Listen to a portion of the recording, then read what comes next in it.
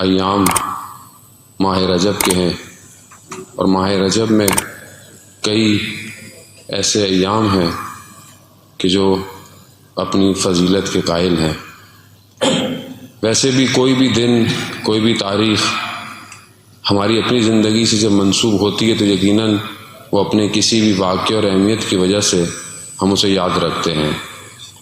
انسان مادی ہے، انسان محدود ہے، خود دنیا بہت محدود ہے، لیکن اس محدود اور اس لمیٹڈ چیز کے اندر پروردگار نے کچھ ایام ایسے رکھے ہیں کہ جس میں اگر ہم کچھ کام کریں تو ہم اس لامحدود زندگی میں خوشحال رہ سکتے ہیں، جس میں ماہ رجب ایک ایسا ایام ہے۔ خداوند متعال کے نزدیک زمانہ کوئی اتنا مہم ظاہراً نہیں ہے کہ خداوند متعال گئے، یہ ہمارے لیے 24 گھنٹے، ہفتہ، پھر مہینہ، پھر سال، لیکن انہی ایام کے اندر کہ جو مادی دنیا ہے جس میں سورج گھوم رہا ہے اور ہمارے لیے ایک زمانہ تعین کر رہا ہے، اسی مادی، اسی محدود کے اندر پروردگار جب کسی ایام کو اپنے آپ سے منسوب کر دیتا ہے تو اس کے اندر برکت ڈال دیتا ہے۔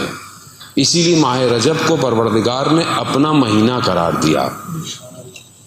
اب اگر ہم اس سے فائدہ نہیں اٹھائیں گے تو یقیناً ہم باقی چیزوں کی طرح اگر ہم دنیا سے گزر گئے تو روز قیامت حسرت کھائیں گے کہ یہ ایام گزر گئے اور ہم نے اپنی زندگی میں ان کو اہمیت نہیں دی۔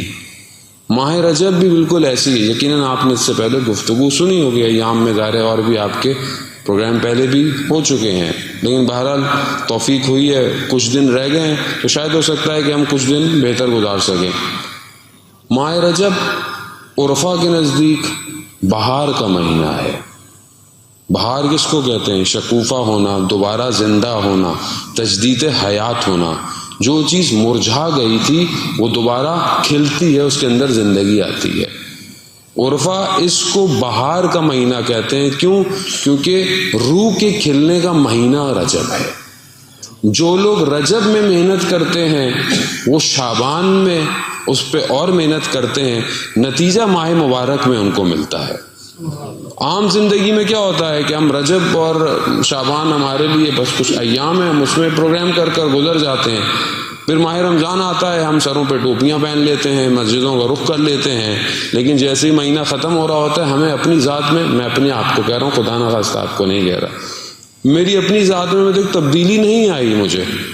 میں نے روزہ رکھا، میں نے سب کیا، مگر وہ جو دعا میرا چوتھا امام کہہ رہا ہے کہ پروردگار کاش کہ یہ مہینہ ختم نہ ہو، لیکن یہ دعا میرے اندر سے نہیں نکلی آج تک۔ میں 40 سال کے نزدیک ہو رہا ہوں، یہ دعا میرے اندر سے نہیں نکلی آج تک کہ پروردگار کاش کہ یہ مہینہ ختم نہ ہوتا۔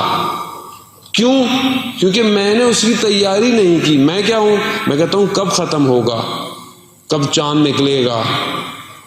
کتنا میرے میں اور سیر ائمہ میں تضاد پایا جا رہا ہے۔ کیوں؟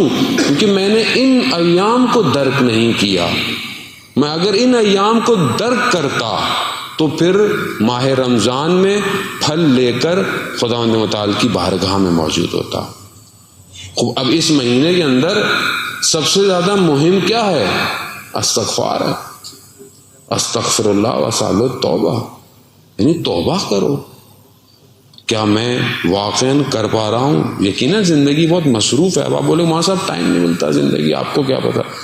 مولانا صاحب کا تو کوئی کام نہیں ہوتا، کتابیں پڑھتے ہیں یا مجلسیں پڑھتے ہیں، لوگ سارے مصروف ہیں، لوگوں کے پاس سارے مصروف ہیں، تو آپ کو کیا پتا؟ جاب ہے، یہ ہے، وہ ہے۔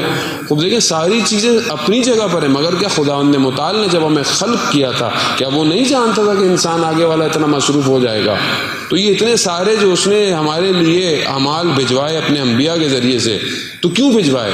یا تو ہمیں نہیں جانتا تھا، یا تو آپ بولیں کہ نہیں پروردگار کو نہیں پتا تھا کہ 21ویں سینچری میں اس فاسٹ سیزن میں رہنے والی جگہ میں ہماری زندگی بہت مشغول ہوگی۔ ایسا نہیں ہے عزیزان محترم، یہ صرف ہم اپنے آپ کو بہانے دے رہے ہیں۔